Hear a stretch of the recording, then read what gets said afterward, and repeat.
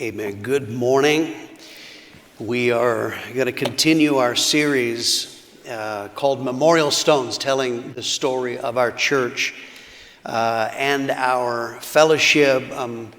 Just got a lot to get through, so I'm going to dispense with our main verse, which is Joshua 4:4-7.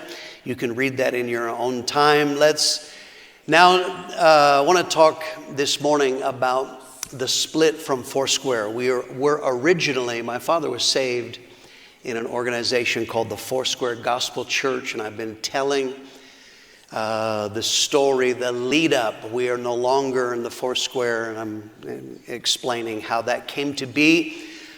Just as a preface there, we've had through the years, we have rebels, people that have left our fellowship, and the line they love when they want to rebel is, "You rebelled against Foursquare," as though there is a moral equivalency. We left and planted thousands more churches, and more people getting saved and reaching nations. They leave, stop evangelizing, planting churches, as though that's the same. But nonetheless, let's talk about the split from Foursquare. My father, we're now, I think when we last looked, we were up to about 1983. My father became more and more troubled about our relationship with Foursquare. The vision that God had given in evangelism, discipleship, church planting, and world evangelism. And it became increasingly clear that we were not going to be able to coexist. But my father did not want to fight. He wasn't trying to campaign against Foursquare, wasn't trying to cause trouble. So my father's strategy was mostly he prayed. Have a picture here. They'll put it up. This is from my father's Bible. And this says, "You shall not go out with haste nor by flight, for the Lord will go before you. The God of Israel be your rear guard." And you'll see there, this is January 30, 1982, what God spoke to him. He said this was planned and strategic positioning for a better witness. And this is what God spoke to him, is I don't have to fight. I don't have to cause trouble. Is God is going to do this for the betterment of his will. So you have to understand something. I've been repeatedly explaining the difference between a denomination and a fellowship. A denomination is centralized control. Fellowship is not, that's not what it is. But one of the things you need to understand, denominations, their practices and even their beliefs are not necessarily set in stone. What they are, what they believe, how they operate. In many denominations, the denomination can change. When they have a business meeting, people are allowed to make motions. You're seeing this right now. You'll see it from time to time. In the last year, the Southern Baptists and Methodists, I think it is, have had numerous examples of this, fighting over whether women pastors and homosexuals in ministry. So what happens is, in a conference, convention, whatever they call it, or meetings before there of the executive, whatever it is, I make a motion. You can make a motion about anything, and then that is voted on. You have to understand now, in Foursquare Gospel Church, that's how they operated. In Australia, when they formed their constitution, part of their bylaws said every church gets 2 voting members. At these meetings that you decide things, every church legally, you have the legal right, you get 2 votes. I'm sure when they put that in, that sounded very fair and democratic. That was fine because in those days, the number of Foursquare churches remained essentially the same. It never changed. They were not planting churches, so to have that, you get 2 votes is a great idea. The problem was, in Australia, we were a part of Foursquare, we were planting churches, a lot. And so the night that Lisa and I were sent out, from our church alone, 4 couples went out in one night. There were, I don't remember, there were either 7 or 11 churches planted in that conference. So 4 to 8 churches are planted every 6 months. There were not that many, if I remember right, there were only like 16 churches, Foursquare churches in Australia. So here's the problem. We became a threat to Foursquare. So think about how they're structured. Theoretically, in the meeting at the convention, we could have made a motion. We didn't believe in women pastors, so we could say, I make a motion there are to be no women pastors in Foursquare. And we could have easily outvoted everyone. We could have said no more Bible schools, because we don't operate by Bible schools. We believe in discipleship. So you see, we became a threat. God spoke to my father, very, very interesting. He's praying about where things are headed with Foursquare, what's going to happen. And God spoke to him. Next picture. In this, Pharaoh rose up in the night, he and all his servants and the Egyptian. There was a great cry. There was not a house where there was not one dead. And verse 31, he called for Moses and Aaron by night and said, rise up and get forth from my people, both you and all of the people. Look at this.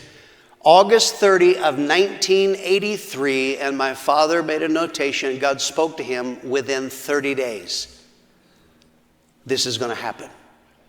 You are going to be told to leave within 30 days. My father received a call from the international supervisor. You see the note, Rolf McPherson is Amy Semple McPherson's son. He was the president of Foursquare at that time. This man called and informed my father, Rolf has made a decision. We want you to withdraw your churches from Foursquare. So pull them all out of Foursquare. None of us owned property, so that was fine. It was easy to do. So we pulled out and formed the Potter's House Christian Fellowship of Australia. But this is how the split came. It was their choice. It originally was their instruction, and so we followed that. Now, initially, that was only in Australia, because Australia had that in their constitution. I don't think it was the 2 voting member thing. I don't think it was quite like that in America. So my father's intention now, we pull out in Australia and just continue doing, it didn't change our lives in any way. We just kept right on doing what we're supposed to be doing, but we're no longer with Foursquare. Dad's intention, this church in Prescott originally was Foursquare. His intention was to continue to stay and in Foursquare and keep doing what God told us to do from within. But he didn't think they were going to let him do this. That was his intention. Again, he wasn't campaigning, he wasn't rallying, but he didn't think that they would do this. Here's another picture out of his Bible. Next one. And is that the one? Don't change on me here. Okay, for they have not rejected you, they've rejected me, that I should not reign over them. And he's speaking about this. The International Board of Foursquare is what this is in reference to. This is in January of 1984. This is leading up. February was when they were going to have their convention. And so again, he felt God speaking to him that there was going to come a rejection. But his conclusion was, I am not going to fight that. I am not trying to fight. I'm not trying to cause trouble. Next picture. Now you can go there. If he says, I have no delight in you, here am I. Let him do to me what seems good to him. February of 1984, and my father's note was, In the international conflict, I yield my cause to God. Let him vindicate. In other words, what my father is saying there is, I am not going to fight back. I am absolutely not wanting a fight, but he didn't believe that they were going to allow us to continue doing what we do from within Foursquare. Foursquare holds their convention every year. I don't know if they still do this, but they used to move it around. I told you one time they held it here. They held it in 1984 in Glorieta, New Mexico. There's a conference center there on the way between Albuquerque and Las Vegas, I think. They had a meeting there of the supervisors, the executive council before convention, and this is where they discuss business. And this is the time in which you are allowed to make motions. What do you think should happen? And any voting member was able to make a motion. So whoever was leading the meeting said, is there any business to discuss? Are there any motions to make? The very first man stood up and he said, I make a motion that we throw the Arizona Fellowship out of the Foursquare. That was the first one. And for the next 2.5 hours, you have to imagine, pastors and wives attended. My mom is sitting there, which I think that sucks. But for the next 2.5 hours, person after person stood and attacked my father and what we were doing and all the things they felt was wrong. My father would not fight back because that was what he felt from God. He wasn't trying to fight these people.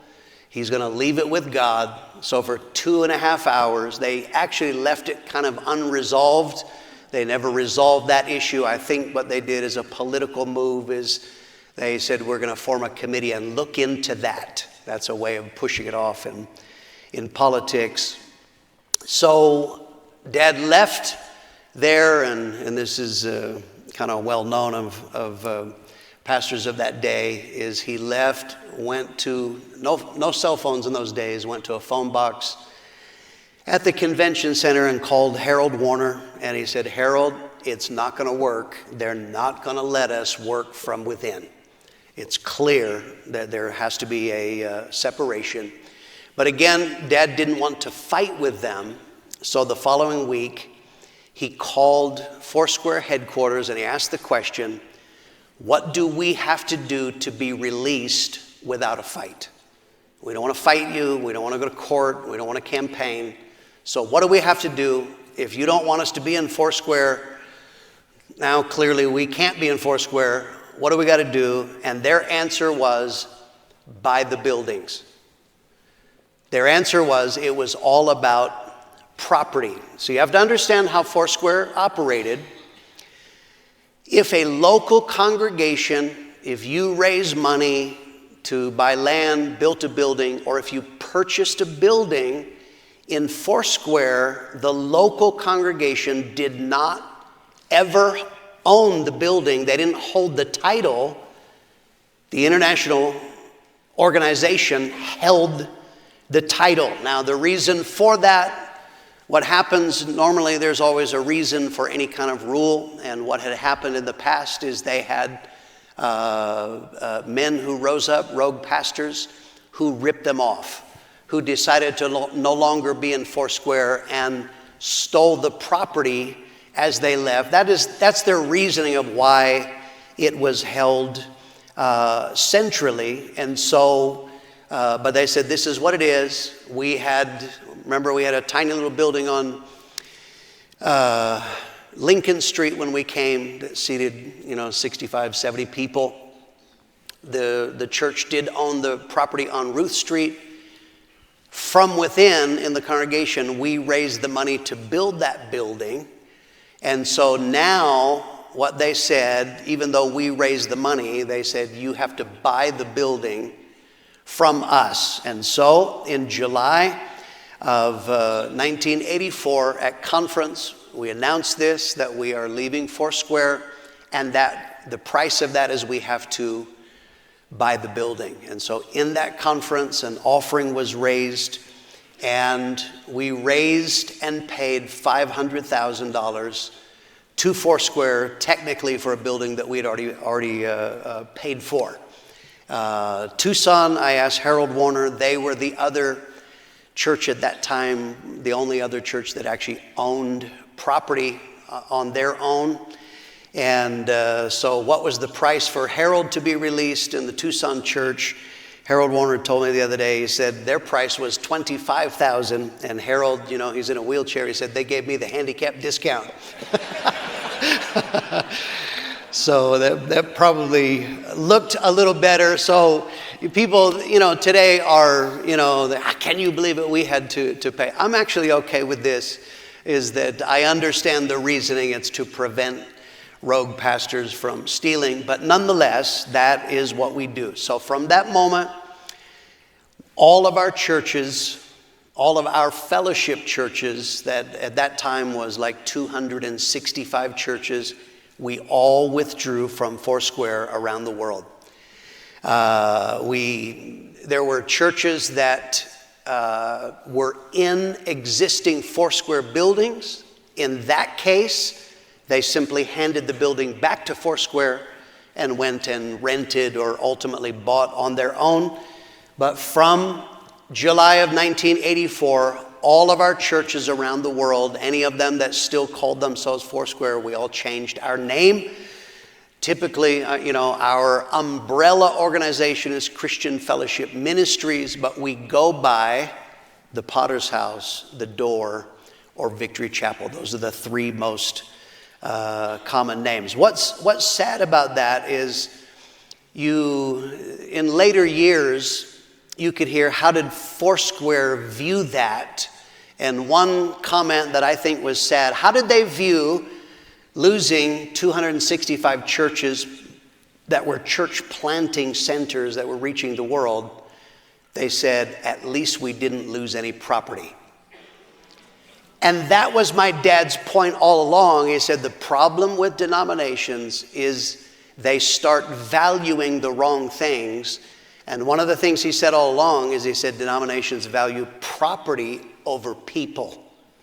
But that was their opinion. So this then brings us to the conclusion of Foursquare. I've given you it was a 14-year path to us no longer being in Foursquare. It began with no Bible schools. We don't believe in Bible schools, which goes against them. Then we planted churches, these men who didn't go to Bible school, and they succeeded. Then territorial tensions, when we planted men in areas where a man felt he was in charge. We don't believe in women pastors. That's their holy grail right there. The 1978 convention, when my father called out and spoke boldly of what they should be. International church planting by not sending the money directly. That's what we talked about last time.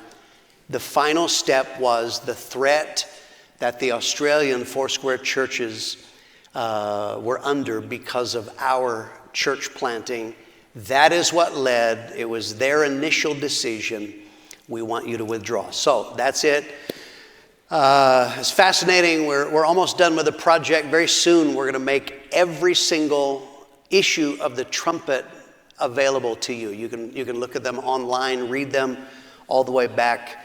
What's amazing, I was fascinated. I couldn't wait to get these scans so I could see what was said when we left Foursquare. You know what was said in the trunk when we left Foursquare? Absolutely nothing.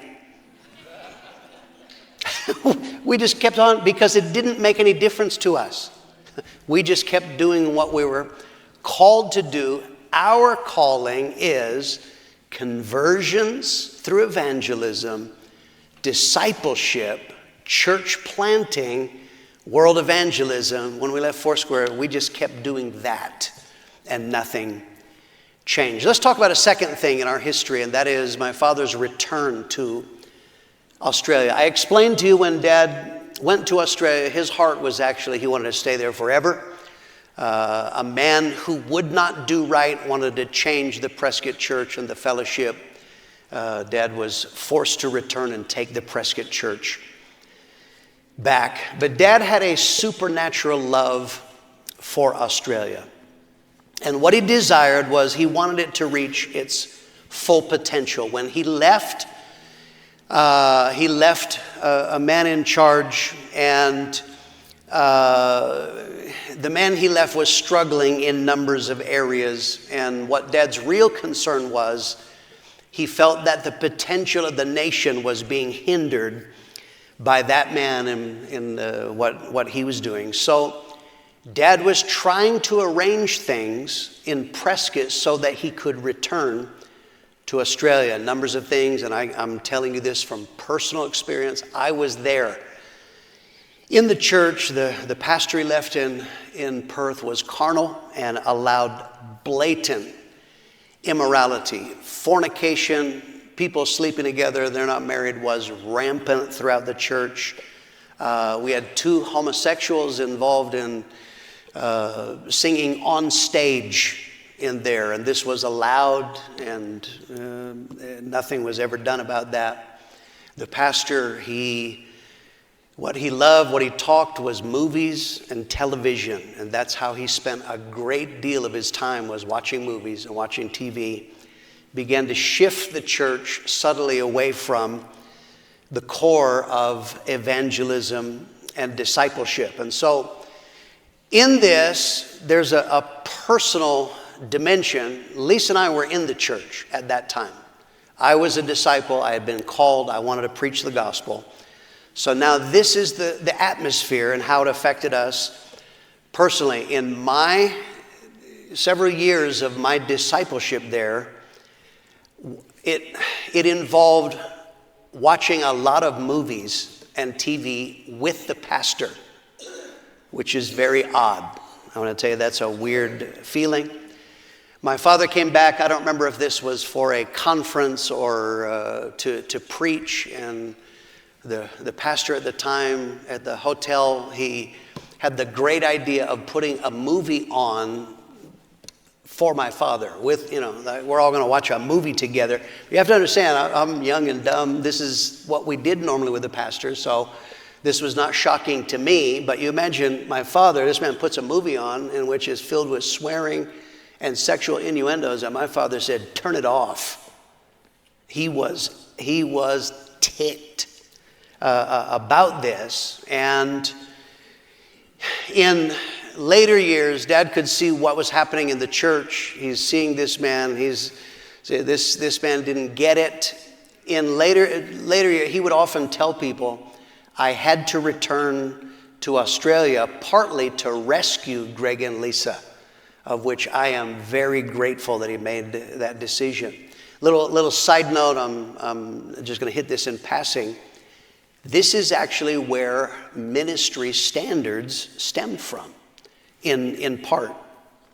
Through the years of our fellowship, we had a few pastors that fell into immorality. They committed adultery. And so when that would happen, of course, my father is asking, how did you get to this point? And a common denominator was movies and TV watching that opened the door to uncleanness. And then now in the Perth church, it was a test case of what that released in a congregation: carnality and immorality. What it hurts is dominion and discipleship. Let's get 2 scriptures. Genesis 38:18. He said, "What pledge should I give you? Your seal and its cord and the staff in your hand," she answered. So he gave them to her and slept with her, and she became pregnant by him. Okay, your seal. Whenever there is moral uncleanness, the seal was a symbol of authority. That's how you transact business. We're talking about kingdom business. You lose something. And this is why it is not compatible. 2 Timothy 2:21. Therefore, if anyone cleanses himself from the latter, he will be a vessel for honor, sanctified and useful for the master, prepared for every good work. Okay, so it is cleansing and purity that prepare the way for a good work. So I'm just giving that in passing. This is actually where this idea is what it releases in a congregation. 1985, my parents arranged to return to Australia. We have a picture here. And yeah, that looks out of order. Have you skipped one? I think you've skipped one there. But anyway, okay. So he was going to return. So what he did is Dad arranged for a man to pastor the Prescott congregation. And this is now a different man. This is the second time Dad's going to do this. And he took over the pastorate of the church in Perth, West Australia. We had now moved from where we were in Mount Lawley. Now it was located in a suburb called Scarborough. Perth was probably 800,000, under 1 million in those days. But Scarborough was 2 blocks from the beach. That is where you see, when I showed before the photos of baptisms, we would do that down in Scarborough. The moment that Dad took over the church in Perth, he had to clean house. Literally, he had to clean house morally. I was trying to think of the exact number. I believe the number could be, when Dad took over, he started preaching on sin. He started disciplining people who were immoral. He was not okay with the homosexual singing on stage. That's not okay with him. He's preaching on this. I believe the number of people that we wound up losing from the church could have been as high as 170 people, because I'm telling you, it was rampant in the church. What's amazing is, even though we are losing people on a weekly basis, it didn't matter, because we were getting people saved and adding people. They were locking in dramatically, so you didn't know. We had a man actually who was keeping track, but us in the church, we didn't even notice, because the church was just powering on. Now we get to some photos here. I think that's what the next photo is this is an altar call, one of the early altar calls. Next photo. Here, that is in Scarborough. That's 2 blocks from where our church is located. I played numerous concerts there. That's a different band on the left at the beach. Here is our band that was originally called 180. You recognize Paul Graham that has come here and preached here. That's me on drums. Lisa is singing there.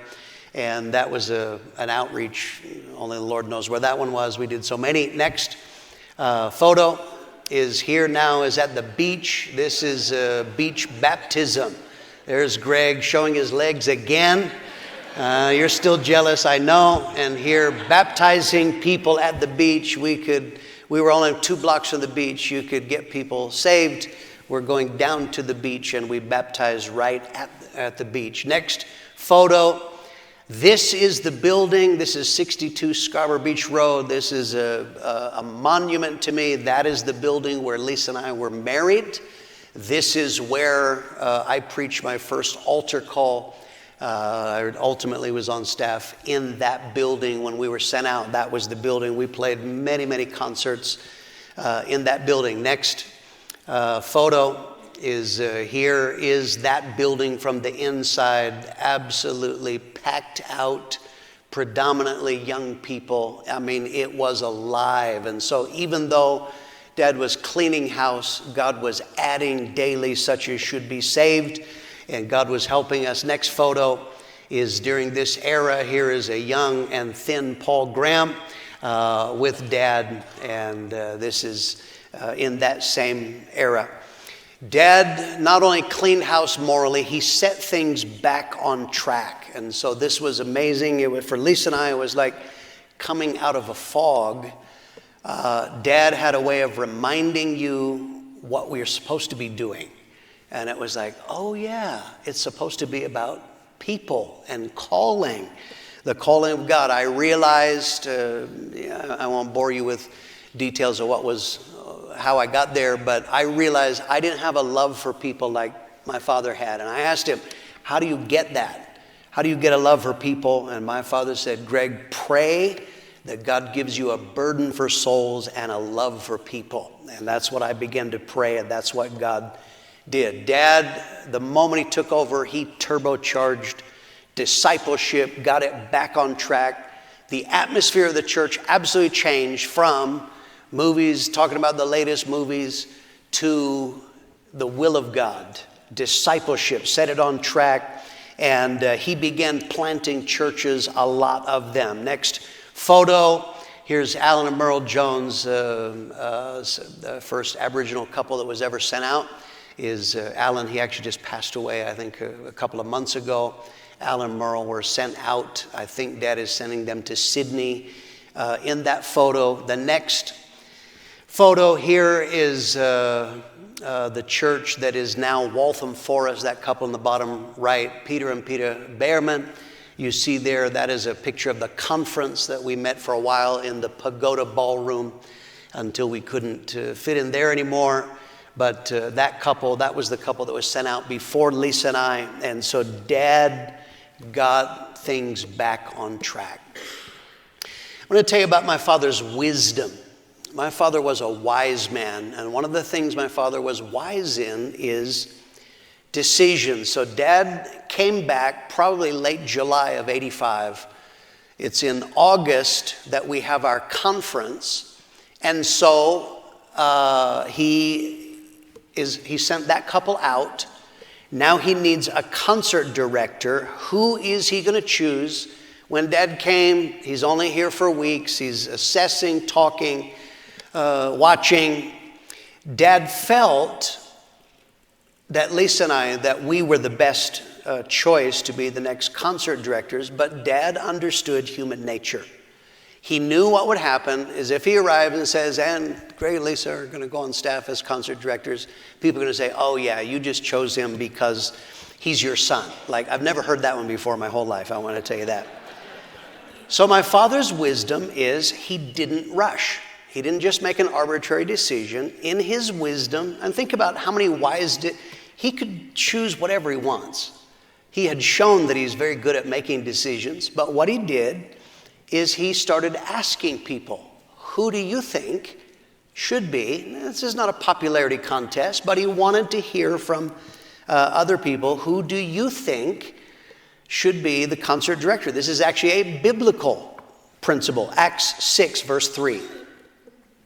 Brothers, choose 7 men from among you who are known to be full of the Spirit and wisdom. We will turn this responsibility over to them. Okay, so this is biblical. What that means is when someone has a touch of God on their life, other people should be able to see it. Now, sometimes, we're surprised, but it's rare that we ever plant someone and people go, what? What in the world? So this is what Dad did, and apparently when he spoke to all kinds of people, they felt that there was some kind of consensus that Lisa and I were the best choice. And so in October of 1985, when I moved to Australia, October of '81, I began a 4-year apprenticeship. The moment that I finished my apprenticeship, my dad immediately asked us to come on staff as concert directors. I want to give you a final thought here. I'm telling stories, and will continue to do so, of nations, people, different ones, because I'm trying to give you the idea that this is not a program. God is involved in this. My father's statement again and again, this is a work of God and not of man. If it is of God, one of the things that you learn, I've been telling some stories, I'll tell more, God is able to guide us into his will. So, I first learned this when we were going to be sent out in February of 1986. I had only been on staff for 4 months, and now it's conference time in February. I was at a disadvantage. I moved to Australia in 1981. Apart from the few little country towns in West Australia, I had never been anywhere. And so everybody else who was on staff, they're going to go somewhere else unless it was a crisis or a need. Often it went like this. I want to go to that city. Why? Because that's where I grew up. I want to go to that city. Why? That's where I went to university. I want to go to that city. That's where I used to serve for. They had a natural connection. I hadn't been anywhere. So I didn't have any natural leaning of where to go. And God was not saying, Greg, like, yes, Lord, where should I go? So what I did, I used common sense. Common sense in godly things is holy logic. This is how I thought. I'm from Prescott, Arizona. Remember, Prescott was 13,000 people when we moved here. There were two major cities, one of 5 million, one of 4 million. I thought that was just too big. I didn't think I could handle a city of millions. On the other hand, I hate small towns. So I began logically then, I began looking for cities of at least 50,000 and maybe 500,000 and under. For some of you young people, I have to educate you now, there didn't used to be Google. I don't know if you know that. So I had to buy an atlas. It was a book of maps and information. I bought an Australian atlas and I started looking and I found 3 options in Australia. 2 of them were in New South Wales, Newcastle, Wollongong, and then on the island of Tasmania, a city called Launceston, on that island. So I called the area overseer in the place where 2 of those cities were located. What do you think about them? Usually he raved. He was like the evangelist for New South Wales. I said, what do you think about these cities? And he said, yeah, they're okay. He wasn't enthusiastic. I'm going to move my life there. If you're not into it, I'm not excited about it. I called the pastor who was on the island of Tasmania in a place called Hobart, and I said, what do you think of Launceston? He raved, oh man, that's the greatest city. I wish I went there. It's tremendous. And so I said, okay, just based on holy logic, it's 10:30 in the morning. Lisa and I made a decision. We are going to go to Launceston, Tasmania. I had never heard of this place until 2 days before when I bought this atlas and started looking. Let me show you a picture of the beautiful city of Launceston, located in the Tamar Valley. Beautiful city. I never realized how beautiful it was when we were there. We were working our butts off, so I missed how beautiful it was. It is a fantastic. 10:30, we're going to go to Launceston. We had arranged to go to lunch with a couple. 2 hours later, we're sitting at lunch, and the lady said, I am praying because we really need a church in Launceston, Tasmania. I never heard of this place before. The next night, Lisa and I go to a fellowship, a church. There's a bunch of people there, and I'm talking to a man, and out of the blue, he said, I am praying for a church. We need a church in Launceston, Tasmania. So this was clearly God. Any of your kids, I can show you the next picture. That is a Tasmanian devil.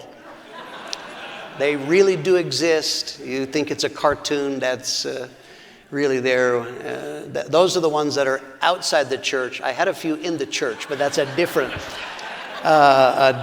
a Tassie devil. So, but nonetheless, on the basis of this, so we're taking this, man, this is great. We're going to go. God confirmed we're going to go. So February 7, 1986, we were announced, Greg and Lisa Mitchell are going into Launceston, Tasmania. I'll show you 2 photos. Here's the first one.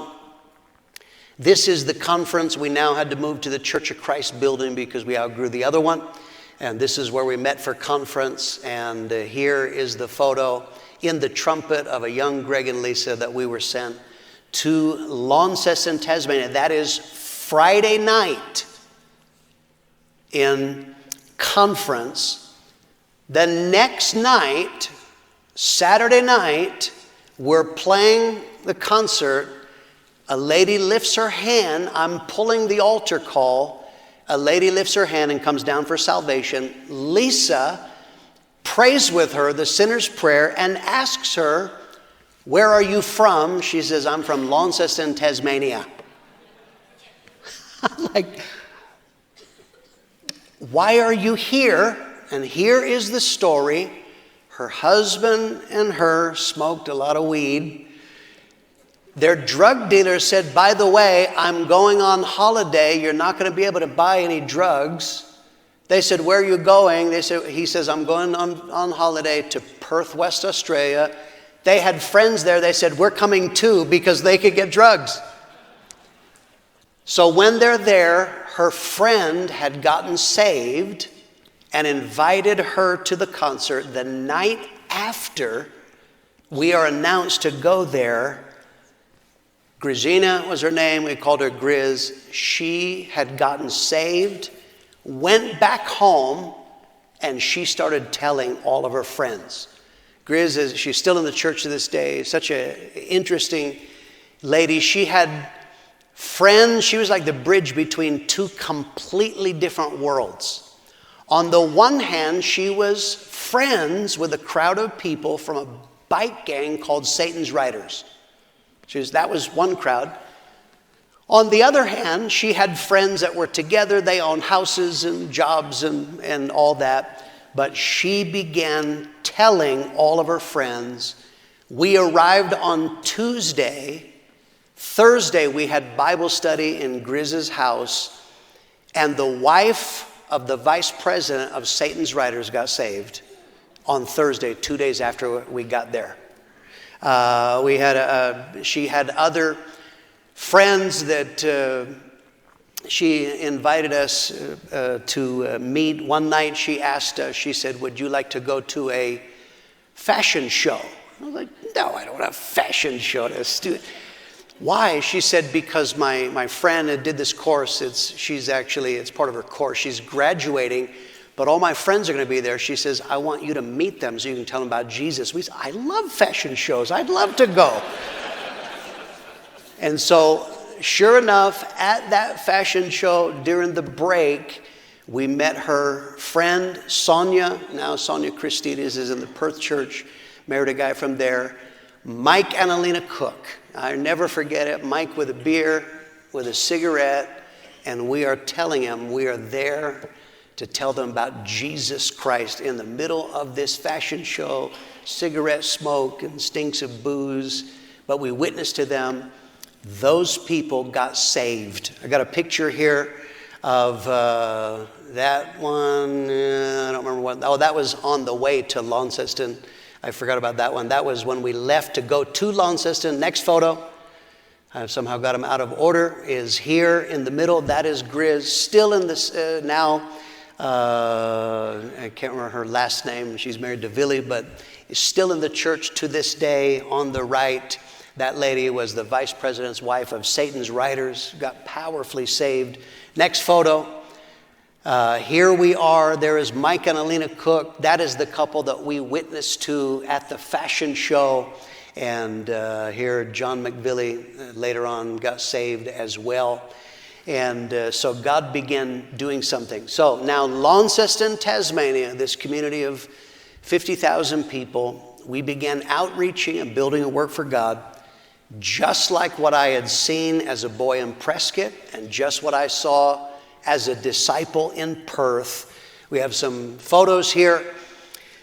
This is the mall. In English nations, malls are not buildings. It's an outdoor, brick paved. It's a street they've paved, and that's where you shop.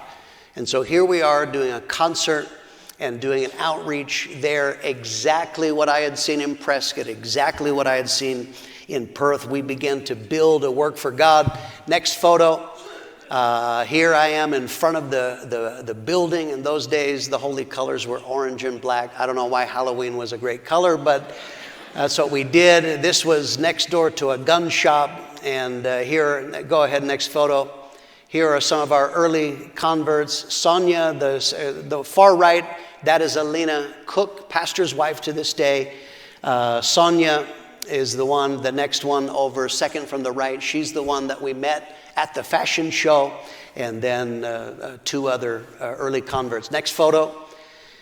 Here we are, Mike Cook on the right. He is now pastoring. That's Alina's brother on the left. Early converts. God was saving women. God was saving men. Next photo. Here is an article. They came and interviewed me on there, and one of the lines, you won't be able to see it, but one of the lines that I say in there is, people are mistaken if they think they can live like the rest of the world and call themselves Christian and still going to be certain of going to heaven.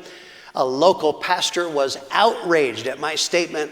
He wrote a letter to the editor and he called me Brimstone Bill after that.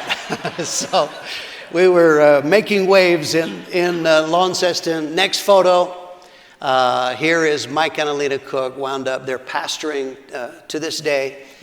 They wound up becoming pastors. They're now pastoring in Melbourne, Australia, in an area called Box Hill. So here is my point. I learned that this was not a master plan that a man said, you go here, you do that. That was God. If you want to do God's will, I want to tell you, God will guide you. And that is where I saw it, and then I've seen it again and again in my ministry, in personally. God is able to guide, and that's true for you. If you'll keep your heart right, if you'll ask God for help, God knows everything. And if you'll trust Him, He is able to guide His children. That is a miracle dimension. One more verse, Isaiah 48, verse 17. Thus says the Lord your Redeemer, the Holy One of Israel. I am the Lord your God who teaches you to profit, who leads you by the way you should go. Okay, I teach you to profit, or in other words, I teach you how things will go well, and I will lead you. That is, every believer here, you can claim that as a promise. And I'm telling you, I'm going to tell more stories of pastors, missionaries, workers, churches, nations, again and again and again. Whenever I hear the incredible stories of how did this church come to pass, how did God help you, I am reminded again, I quote my father freely, this is a work of God and not of man. And that is the story of our fellowship. And this takes us up to 1986. And that's all we have time for.